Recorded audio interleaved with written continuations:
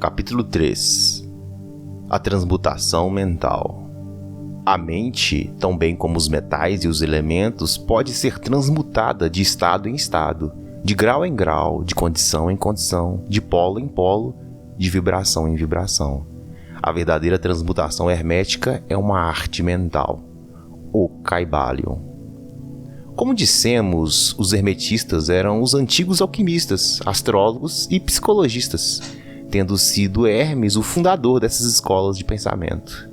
Da astrologia nasceu a moderna astronomia, da alquimia nasceu a moderna química, da psicologia mística nasceu a moderna psicologia das escolas. Mas não se pode supor que os antigos ignoravam aquilo que as escolas modernas pretendem ser sua propriedade exclusiva e especial.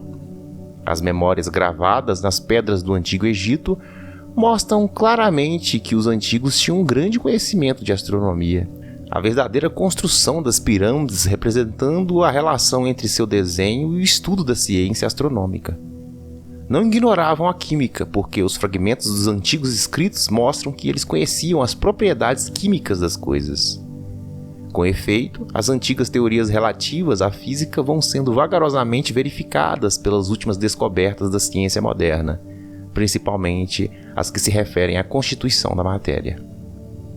Não se deve crer que eles ignoravam as chamadas descobertas modernas em psicologia. Pelo contrário, os egípcios eram especialmente versados na ciência da psicologia, particularmente nos ramos que as modernas escolas ignoram, que, não obstante, têm sido encobertos sob o nome de ciência psíquica, que é a confusão dos psicólogos da atualidade, fazendo-lhes com repugnância admitir que, afinal, pode haver alguma coisa nela.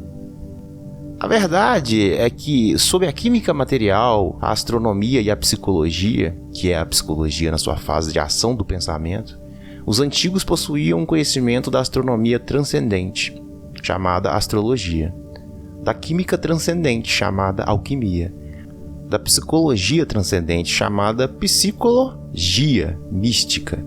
Possuíam o conhecimento interno como o conhecimento externo, sendo o último o único possuído pelos cientistas modernos.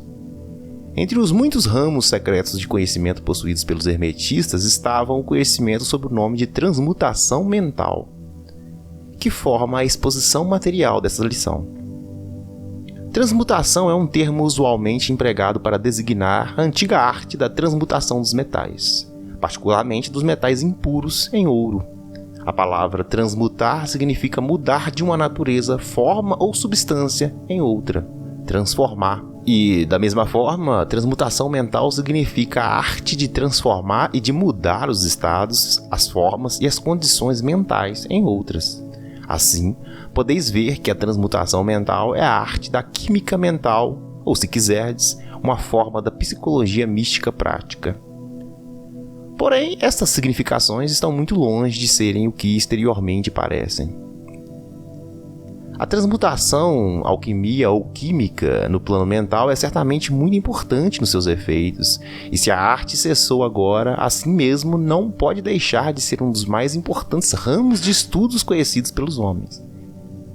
Mas isto é simplesmente o princípio. Vejamos a razão. O primeiro dos 7 princípios herméticos é o princípio do mentalismo. O seu axioma é: o todo é mente, o universo é mental. O que significa que a realidade objetiva do universo é mente, e o mesmo universo é mental, isto é, existe na mente do todo. Estudaremos este princípio nas seguintes lições, mas deixai-nos examinar o efeito do princípio se for considerado como verdade. Se o universo é mental na sua natureza, a transmutação mental pode ser considerada como a arte de mudar as condições do universo, nas divisões da matéria, força e mente. Assim compreendereis que a transmutação mental é realmente a magia de que os antigos escritores muito trataram nas suas obras místicas, e de que dão muito poucas instruções práticas. Se tudo é mental, então a arte que ensina a transmutar as condições mentais pode tornar o mestre diretor das condições materiais tão bem como das condições chamadas ordinariamente mentais.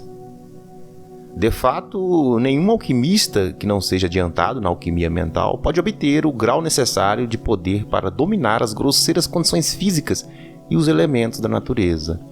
a produção ou cessação das tempestades, dos terremotos, assim como de outros grandes fenômenos físicos. Que tais homens tenham existido e existam ainda hoje é matéria de maior certeza para todos os ocultistas adiantados de todas as escolas. Que existem mestres e que eles têm estes poderes, os melhores instrutores asseguram-no aos seus discípulos, tendo experiências que os justificam nessas opiniões e declarações.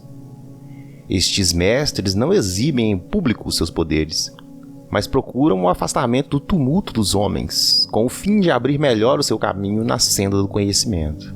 Mencionamos aqui a sua existência simplesmente com o fim de chamar vossa atenção para o fato de que o seu poder é inteiramente mental, e de que eles operam conforme as linhas da mais elevada transmutação mental, e em conformidade com o princípio hermético do mentalismo, o universo é mental, ou Kybalion. Porém, os discípulos e os hermetistas de grau inferior aos mestres, os iniciados e instrutores, podem facilmente operar pelo plano mental ao praticar a transmutação mental. Com efeito, tudo que chamamos fenômenos psíquicos, influência mental, ciência mental, fenômenos de novo pensamento, etc., se realiza conforme a mesma linha geral, porque nisto está mais um princípio oculto do que a matéria cujo nome é dado ao fenômeno. O discípulo que é praticante da transmutação mental opera no plano mental, transmutando as condições mentais, os estados, etc. Em outros, de acordo com diversas fórmulas mais ou menos eficazes. Os diversos tratamentos, as afirmações e negações, etc., das escolas da ciência mental são antes fórmulas frequentemente muito imperfeitas e não científicas da arte hermética. A maioria dos praticantes modernos são muito ignorantes em comparação com os antigos mestres, pois eles carecem do conhecimento fundamental sobre que é baseada a operação. Não somente os próprios estados mentais podem ser mudados ou transmutados pelos métodos herméticos, mas também os estados mentais dos outros podem ser. E mesmo são constantemente transmutados na mesma direção, quase sempre inconscientemente, mas às vezes conscientemente, por uma pessoa que conheça as leis e os princípios, nos casos em que a pessoa influenciada não esteja informada dos princípios da proteção própria. E ainda mais, como sabem diversos discípulos e praticantes da moderna ciência mental, toda condição material que depende das mentes dos outros pode ser mudada ou transmutada de acordo com o desejo, a vontade e os tratamentos reais da pessoa que deseja mudar as condições da vida. Na atualidade, o público está informado geralmente dessas coisas, que não julgamos necessário mencioná-las por extenso, porque o nosso propósito a este respeito é simplesmente mostrar a arte e o princípio hermético da polaridade. Neste livro, procuramos estabelecer os princípios básicos da transmutação mental, para que todos os que leem possam compreender os princípios secundários e possuir então a chave mestra que abrirá as diversas portas do princípio hermético de polaridade. Vamos fazer agora uma consideração sobre o primeiro dos 7 princípios herméticos, o princípio de mentalismo, que afirma a verdade que o todo é mente, o universo é mental, conforme as palavras do Kybalion. Pedimos uma atenção íntima e um estudo cuidadoso deste grande princípio, da parte dos nossos discípulos, porque ele é realmente o princípio básico de toda a filosofia hermética e da arte hermética de transmutação mental. Capítulo 4. O Todo. Sob as aparências do universo, do tempo e do espaço e da mobilidade, está sempre encoberta a realidade substancial, a verdade fundamental, o Kybalion. A substância é aquilo que se oculta debaixo de todas as manifestações exteriores. A essência, a realidade essencial, a coisa em si mesmo, etc. Substancial é aquilo que existe atualmente, que é elemento essencial, que é real, etc. A realidade é o estado real, verdadeiro, permanente, duradouro, atual de um ente. Debaixo e dentro de todas as aparências ou manifestações exteriores sempre houve uma realidade substancial. Esta é a lei. O homem, considerando o universo de que é simplesmente uma partícula, observa que tudo se transforma em matéria, em forças e em estados mentais. Ele conhece que nada é real, mas que, pelo contrário, tudo é móvel e condicional. Nada está parado. Tudo nasce, cresce e morre. No momento em que uma coisa chega ao seu auge, logo começa a declinar. A lei do ritmo está em constante ação. Não há realidade, qualidade duradoura, fixidez ou substancialidade em qualquer coisa que seja. Nada é permanente. Tudo se transforma. O homem que observa as leis do universo vê que todas as coisas evoluem de outras coisas, resolvem-se em outras.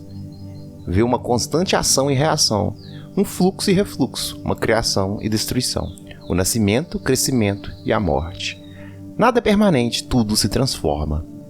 Se esse homem for um pensador ativo, ele realizará todas essas coisas mudáveis, que serão, contudo, aparências ou manifestações exteriores da mesma força oculta, da mesma realidade substancial.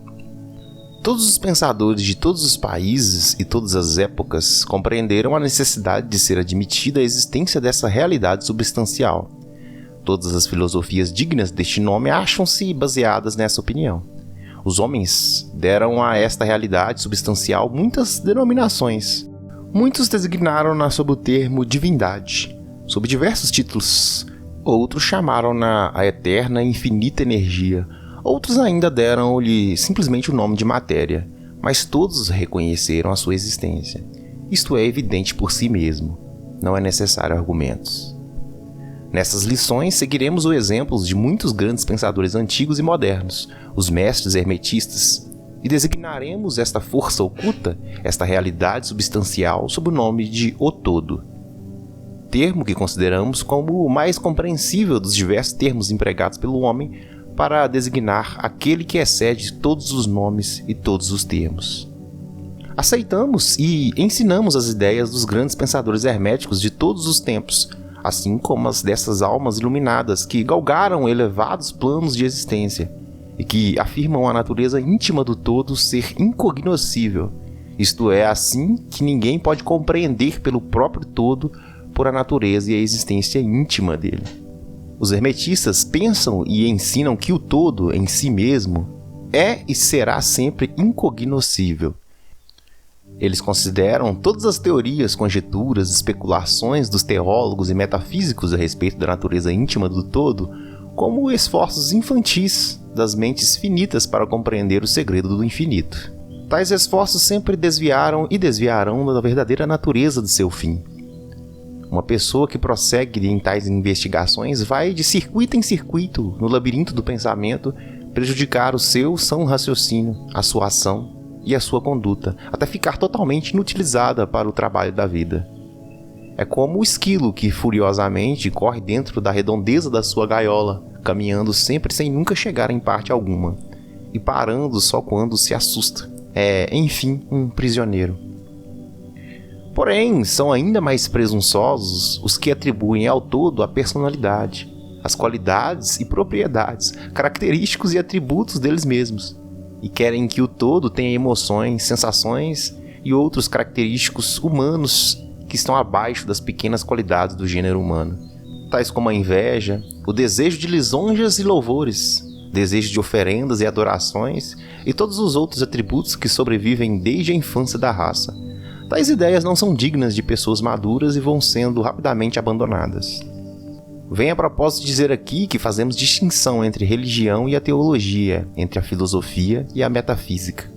A religião para nós é a realização institucional da existência do todo e sua relação para com ele, ao passo que a teologia representa o esforço do homem em atribuir-lhe personalidade, qualidades e características.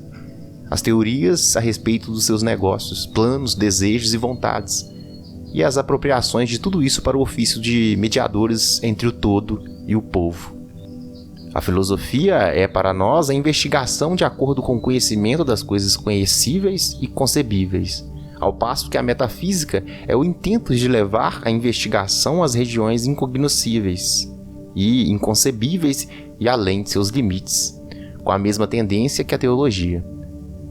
Por conseguinte, a religião e a filosofia são para nós coisas que têm o seu princípio na realidade, ao passo que a teologia e a metafísica parecem delgados caniços enraizados na areia movediça da ignorância, e nada mais constituem que o mais incerto apoio para a mente ou a alma do homem. Não insistiremos com os estudantes que aceitam essas definições, só mencionamos-las para mostrar a posição em que nos colocamos neste assunto. Seja como for, falaremos muito pouco sobre a teologia e a metafísica. Mas, conquanto a natureza essencial do todo seja incognoscível, existem certas verdades conexas com sua existência que a mente humana foi obrigada a aceitar. E o exame dessas verdades forma um assunto próprio para investigações, normalmente quando elas concordam com o testemunho do iluminado nos planos superiores. Nós vos convidamos a fazer essas investigações. Aquele que é a verdade fundamental, a realidade substancial, está fora de uma verdadeira denominação, mas o sábio chama-o o todo, o Kybalion. Na sua essência, o todo é incognoscível, o Kybalion, mas os testemunhos da razão devem ser hospitaleiramente recebidas e tratados com respeito, o Kybalion. A razão humana, cujos testemunhos devemos aceitar ao raciocinar sobre alguma coisa, nos diz o seguinte a respeito do todo, mas sem pretender levantar o véu do incognoscível. 1. O todo é tudo o que é real. Nada pode existir fora do todo, porque do contrário o todo não seria mais o todo. 2. O todo é infinito, porque não há quem defina, restrinja e limite o todo. É infinito no tempo ou eterno, existiu sempre, sem cessar, porque nada há que o pudesse criar. E se ele não tivesse existido, não podia existir agora. Existirá perpetuamente, porque não há quem o destrua. E ele não pode deixar de existir, porque aquilo que é alguma coisa não pode ficar sendo nada. É infinito no espaço, está em toda parte porque não há lugar fora do todo. É contínuo no espaço sem cessação, separação ou interrupção, porque nada há que separe, divida ou interrompa a sua continuidade, e nada há para encher lacunas. É infinito ou absoluto em poder, porque não há nada para limitá-lo, restringi-lo ou acondicioná-lo. Não está sujeito a nenhum outro poder, porque não há outro poder. 3. O todo é imutável, ou não está sujeito a ser mudado na sua natureza real. Nada há que possa operar mudanças nele. Nada há em que possa ser mudado, nem nada que tenha sido mudado. Não pode ser aumentado nem diminuído, nem ficar maior ou menor, seja qual for o motivo. Ele sempre foi e sempre será tal como é agora. O todo nada houve, nada há e nada haverá em que ele possa ser mudado.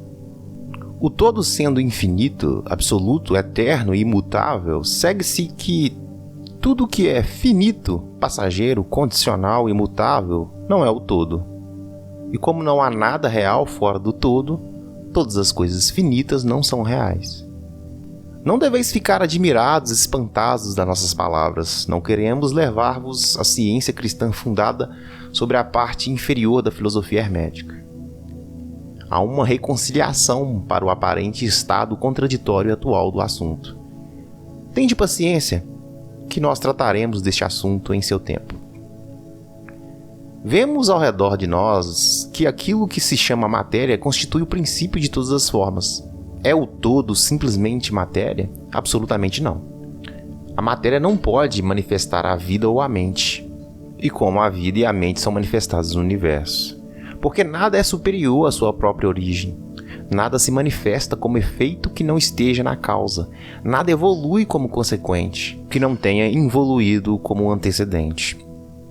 Quando a ciência moderna nos diz que não há realmente outra coisa senão a matéria, devemos saber que aquilo que ela chama matéria é simplesmente uma energia ou força interrompida, isto é, uma energia ou força com poucos graus de vibração. Disse um recente escritor, abre aspas, a matéria obscureceu-se no mistério, fecha aspas. Mesmo a ciência materialista já abandonou a teoria da matéria e agora se apoia sobre a base da energia. Então, o todo é simplesmente energia ou força? Não é energia ou força como os materialistas empregam estes termos, porque a energia e força deles são coisas cegas e mecânicas, privadas de vida ou mente. A vida ou a mente não pode evoluir da energia ou da força cega, pela razão dada acima que nada é superior à sua própria origem, nada evolui que não tenha involuído, nada se manifesta como efeito que não tenha sua causa. E assim, O todo não pode ser simplesmente energia ou força, porque, se assim fosse, não teria existência a vida e a mente. E nós sabemos muito bem que elas existem, porque somos nós os que temos vida. E que empregamos a mente para considerar esta questão, assim como os que pretendem que energia ou força é tudo. Que é, pois, que sabemos existir no universo que é superior à matéria ou energia? A vida e a mente. A vida e a mente em todos os seus diversos graus de desenvolvimento. Então, perguntais, quereis dizer que o todo é vida e mente? Sim e não. É a nossa resposta. Se entendeis a vida e a mente como nós, pobres mortais, conhecemos-las, diremos não. O todo não é isto. Mas que natureza de vida e de mente quereis significar, direis vós? A resposta é a mente vivente, muito acima do que os mortais conhecem por essas palavras, como a vida e a mente. São superiores às forças mecânicas ou à matéria. A infinita mente é muito superior em comparação à vida e à mente finita. Queremos exprimir o que as almas iluminadas significam ao pronunciarem reverentemente a palavra espírito. O todo é infinitamente vivente. O iluminado chama espírito.